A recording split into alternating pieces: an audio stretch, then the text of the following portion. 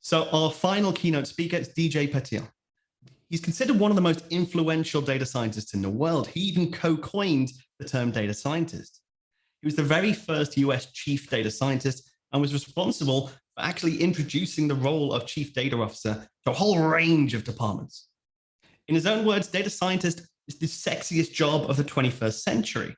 And with a long list of accomplishments under his name, you might even believe him. In this talk, he focuses on solving the world's toughest problems and shares the lessons he's learned in government, in private world, in industry, particularly around data ethics, inclusivity, open data, and the value of collaboration. So please join me in welcoming our final keynote speaker, DJ Patil. Hey, everybody. Thank you. It's so good to be here. There's so much to talk about. So much has happened in data science. It's as I was writing down my notes, I realized that there's so many things to talk about. And maybe to just kind of frame it to begin with is to think about how far we've really come as a community in the last few years.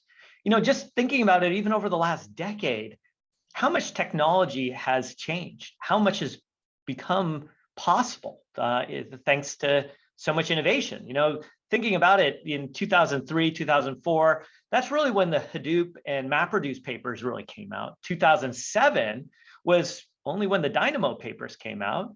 2010 is when Spark paper came out, and 2011 is when Kafka came out. And so this foundation of data that's been there is really what's starting to allow us to do so much more, so much richer things. And with everybody that you've heard from so far, from Charity to Michael to the Mars rover team to everybody else that you're going to hear about, there is the possibilities of what we can do with data is unbelievable.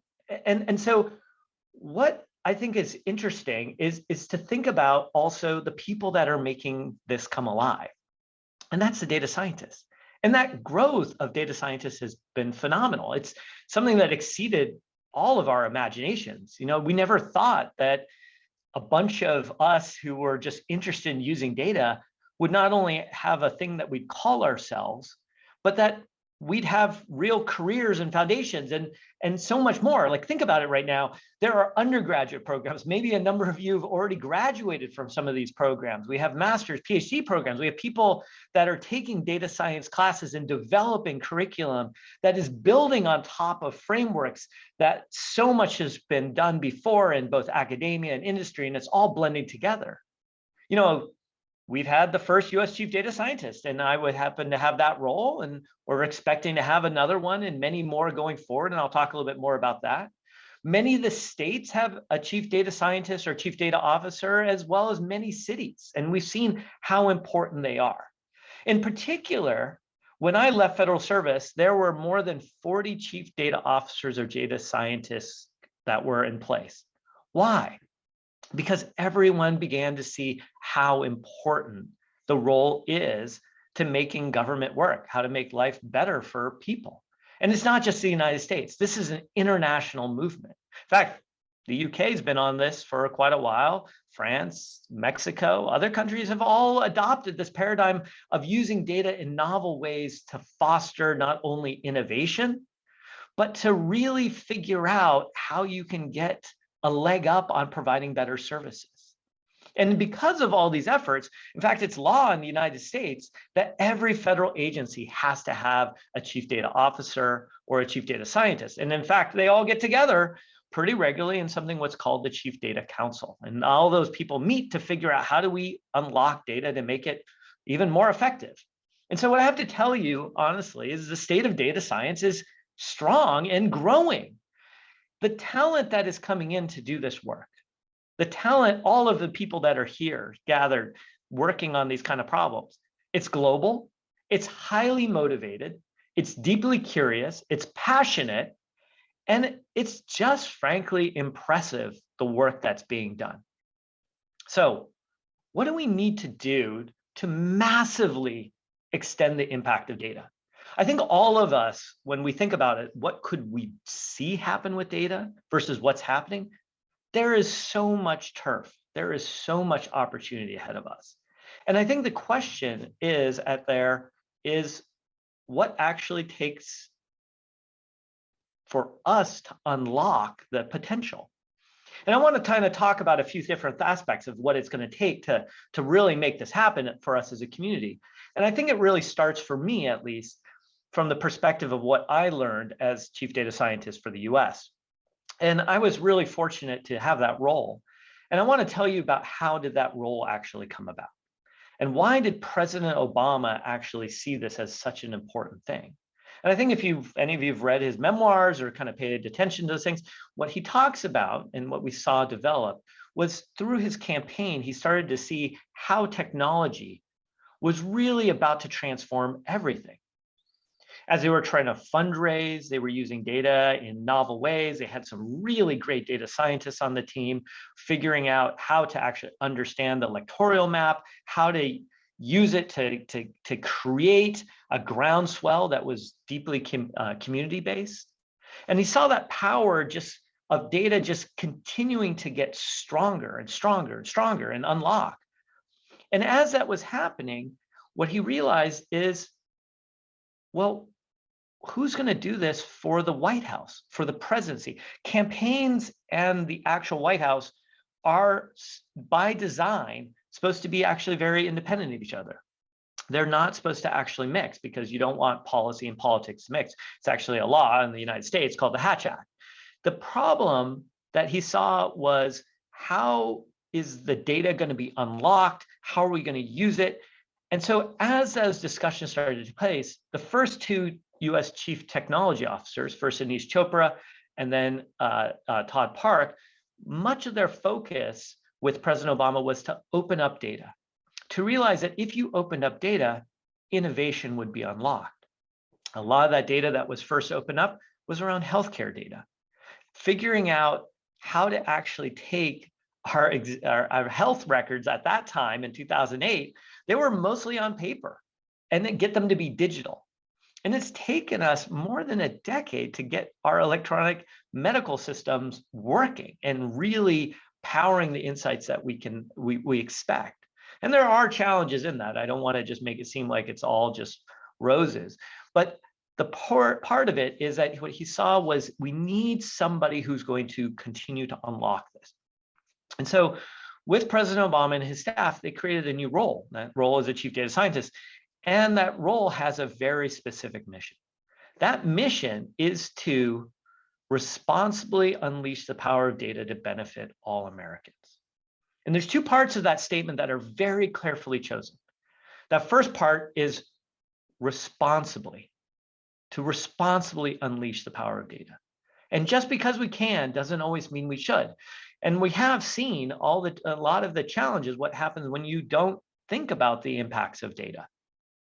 The second part of that is all Americans. And in this case, it's all Americans, not the whole world, because it was specific to the United States. But I think we can carry it forward, and we should be thinking about the whole world, as we've just seen with the impacts of COVID. This is a global aspect. And so what does it really mean to unleash the power for everybody? And that's the part that I think is really phenomenal when you start to dig into this, is what does that look like? What does it mean to actually do those things? How do you actually think about the prioritization of the projects? And so as we were thinking about this, what projects should we work on? We first said, we came up with 3 criteria. The first criteria is it has to align with the president's priorities. He's the elected official, and projects need to align with that. Second criteria was our projects had to impact 50% of the population. So the third impact area, well, it's actually 4 areas. So the third area was that it had to impact $1 trillion of spend or more. And the fourth was helps a population that had no recourse.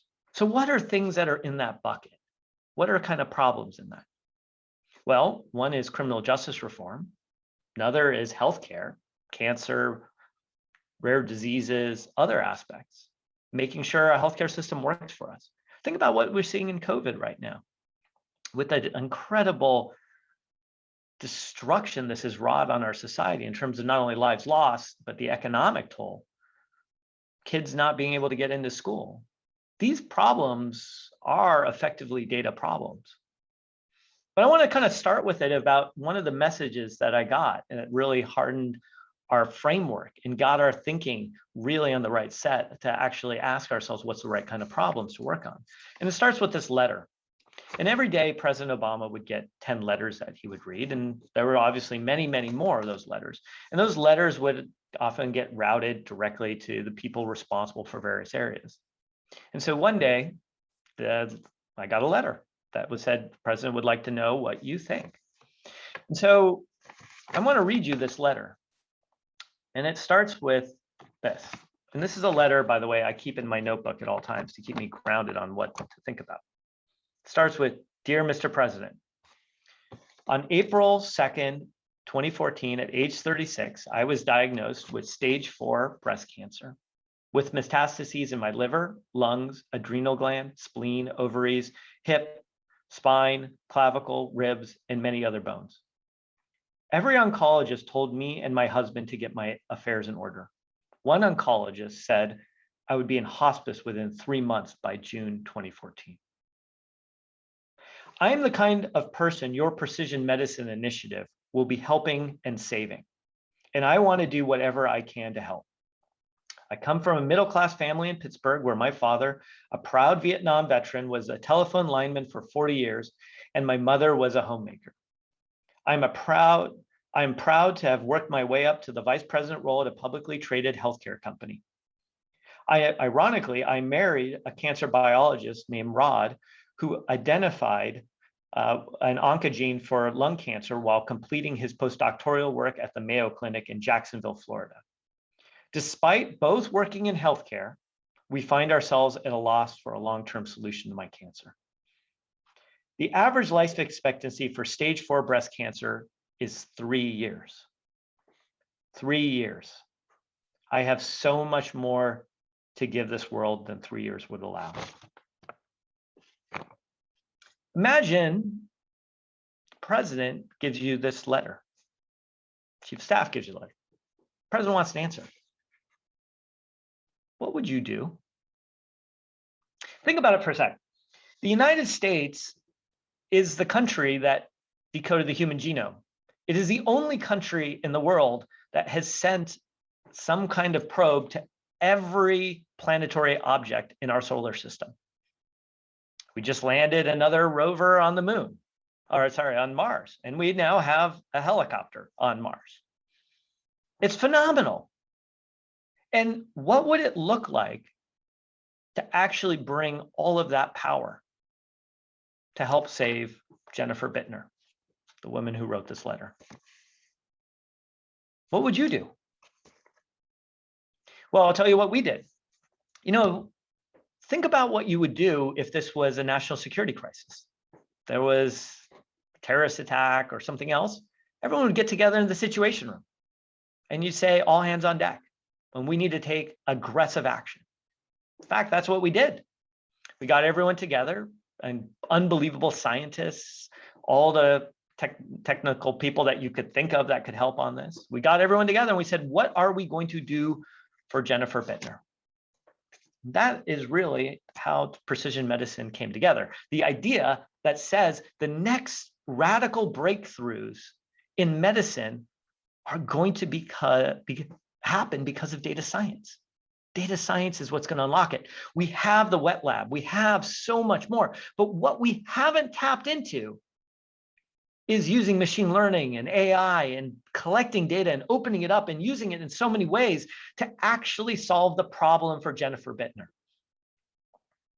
Now, Jennifer got some pretty radical treatments, and she was able to really get better through that. And she had, 2 kids that she was able to raise, but she took a turn for the worse.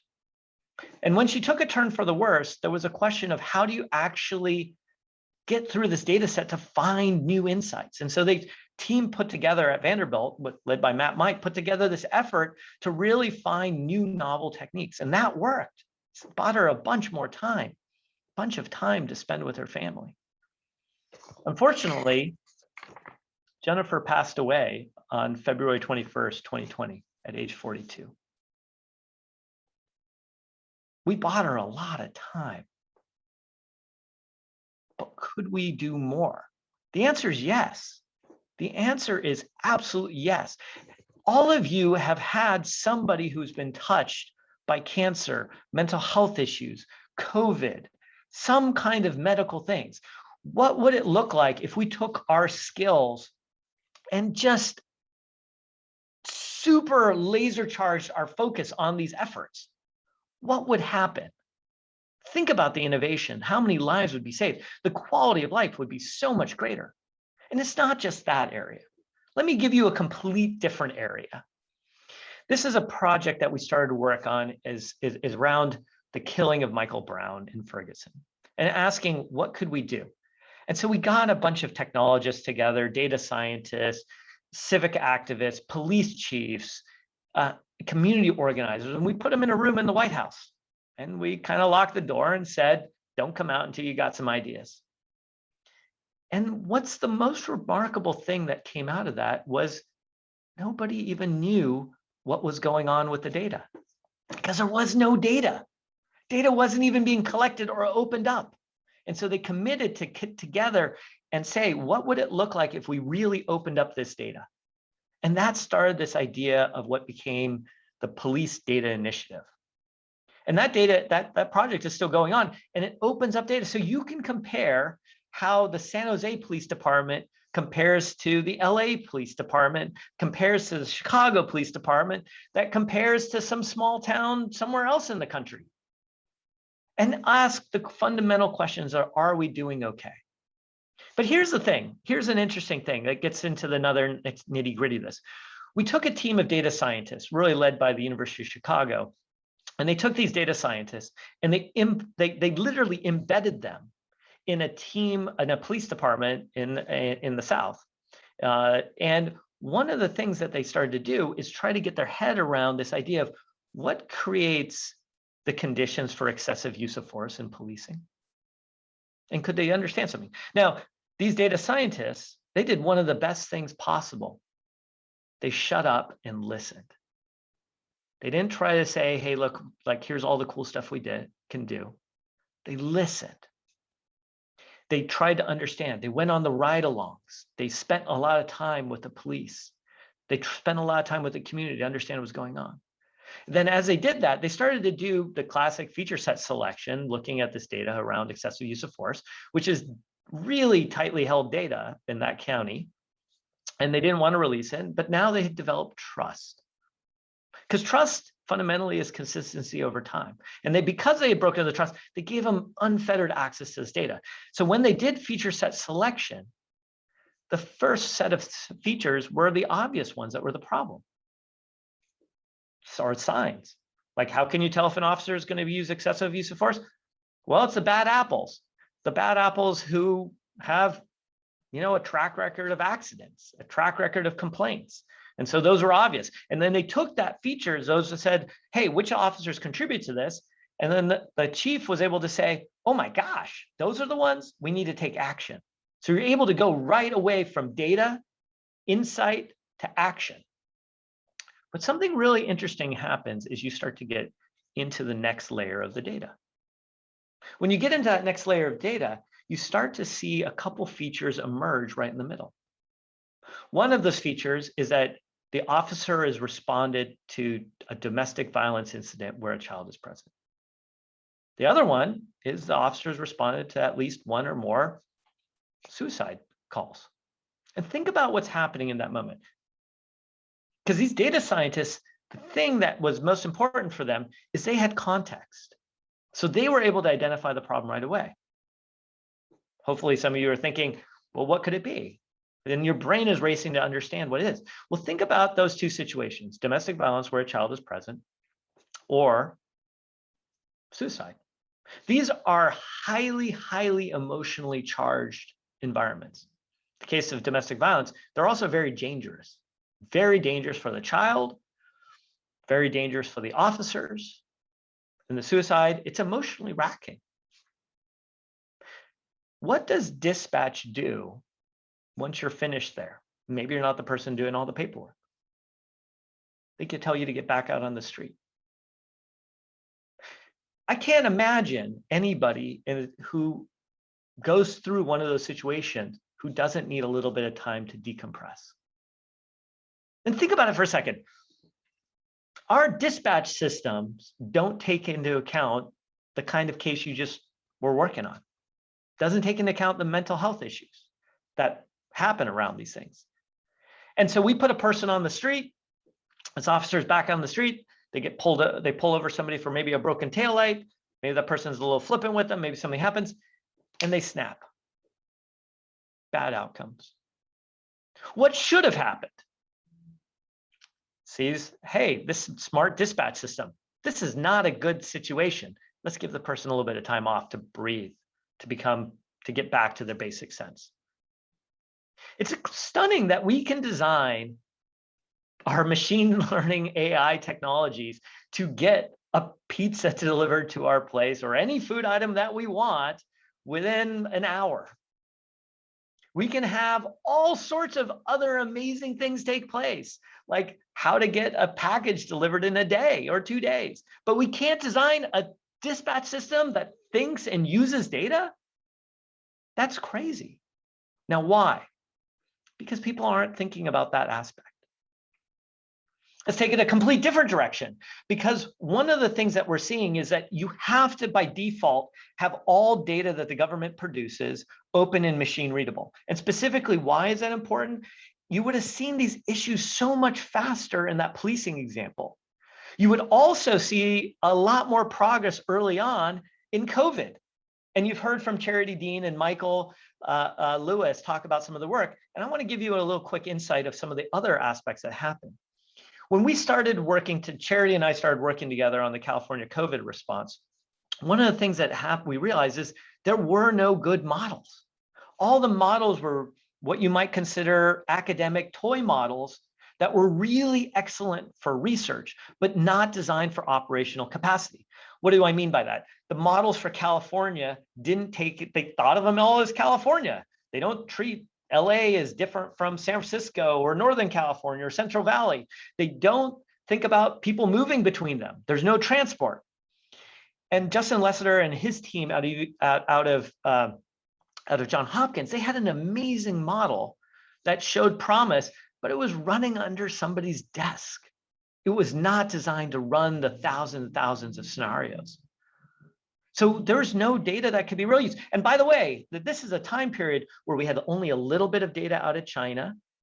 We had some reports out of Italy. We had the data off 2 cruise ships. So we didn't have a whole lot to go on. But the thankful part of it is we had a guy named Sam Shah and Josh Wills. Sam Shah is the one who actually scaled the people you may know algorithms at LinkedIn. Josh Wills is known for his incredible work at Cloudera and also at Slack and so many other places. And we had Charity Dean guiding us.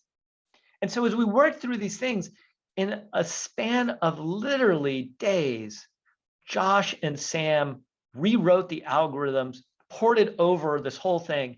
And that is what allowed us to actually get a sense of what's going to take place. Those models, those results is what allowed California Governor Newsom in particular to realize the only way forward is that we need to make sure that the healthcare system stays up. And the only way to do that is by implementing stay-at-home orders. And because of those models, that's what so many other states did as well and saved so many lives.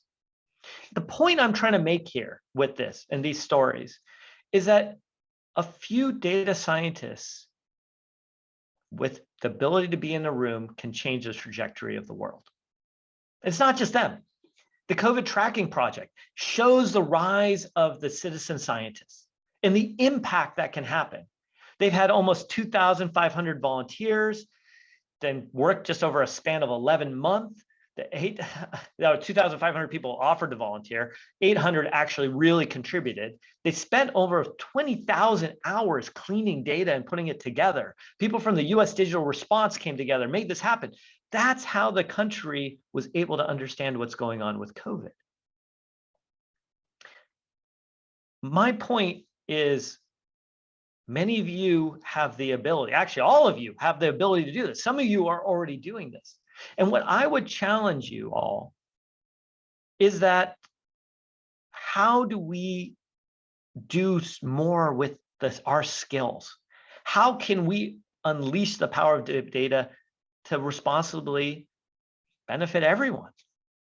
What would that look like? And so there's a few parts I think I'll just try to race through here because I know we're running low on time, which is first, we need to focus on the unsexy problems. It's so easy to go after just saying we need to go after this incredible machine learning problem or this other thing. I got to tell you, one of the things that moved the needle the most in COVID for the California COVID response, me writing a data dictionary with a team of amazing people from the state. Because you can put all the data in you want, doesn't mean that people are going to actually use it unless there's a data dictionary. Oftentimes it's the little things that are the limiter or the blocker. Cleaning data is still so hard. So ask ourselves, what is that unsexy problem? Some of it could be societal, some of it could just be technical, some of it's in the enterprise, some of it's in the business, but focus on the unsexy. When we started first getting together and so many of us actually wanted to work on data, what we realized is our goal was to make data and data science a sexy thing. When we went into the government, same thing. During the Obama administration, we said, hey, we want to make data working on technology a sexy thing. We had over 200 people who joined us in helping rebuild government in a novel way. And we're starting to see the same thing happening in the Biden-Harris administration. The next part, get out of your bubble. We all have our own bubbles. I have mine. And I'm lucky that I have other friends who yanked me out of it and make me see different things. What I mean by that is you have to really sit with people who are working on the problem. If you're working on COVID, you need to find your version of a charity dean. If you're working on policing, you need to find a friend like Roy Austin or another police chief or somebody else who can just teach you. If you're working on cancer, better find the people who know it. But the part that I want to emphasize is the data points have names. Never lose who those people are because it'll ground you and help you see the problem in a different way. There are so many problems out there where people are throwing incredible solutions, COVID exposure notification apps, all these other things. They haven't worked, frankly, because people haven't gotten out of the bubble and really lived with the communities that would be most impacted. They'll work for some. I don't want to take that away from them at all. They're good ideas. But we have to ask, does it work for everyone? If you're working on COVID exposure notification apps, will it work for people who don't have access to that kind of technology?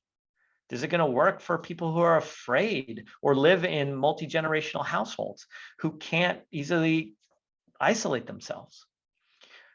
We have so much to do to get outside of our bubbles. It's the one thing I would tell you is remember those names. The next part of this is we got to really address the issue of what does it mean to be responsible with our data and really ethics. At this point in time, the power that all of us wield with data, we all have to have some form of training in ethics. Everyone needs to. If you're a new college grad or in training right now, insist on your programs having ethics. If it's not, you got to start taking the classes. If you're hiring somebody, ask an ethics question. If you ever interview with me, you will go through an ethics interview. If you are being interviewed, ask the company or organization or the nonprofit, whatever it is, ask them how they handle ethics issues. We need to ask ourselves, what are the checklists when we launch something that we can say, we've done that, we've done that. So what are some of those things? Who's going to look at the data? Have we asked, could it do harm? What happens if the model starts to drift? We need to develop these checklists. We need to ask ourselves, what does it mean to really red team, to push ourselves aggressively to understand what could go wrong? Have we done enough protections in here? Have we addressed our own blind spots? And finally, data science has to be a big tent. We can't just have something that says people from only a certain set of colleges or only certain degrees or certain they look like us in one dimension or another. It needs to be a big tent. The reason data science has gotten to where it is because it's big tent. As a community, the reason we took off, I remember when Spark was being designed at grad school and we had the conversations, the different teams, we all would collaborate. We would all talk to each other and trade technologies. LinkedIn was developing Kafka. Facebook was developing Cassandra. We would trade notes about what was working, what doesn't. That sharing, those ideals, is why we've been able to have the impact on the international way that we have started to see. And I only think it's going to change. Finally, it's okay to challenge each other. Let's just be respectful in how we do it. Let's ask ourselves, how can we push ourselves to work on harder, bigger problems that are going to have the impact that we fundamentally want to see for our kids and our kids' kids? Thank you. It's been a joy to be here. I'm super excited. I wish we could be here in person. Maybe another time we'll actually get to see each other. And most of all, thanks for working on these type of problems. Thanks, everyone.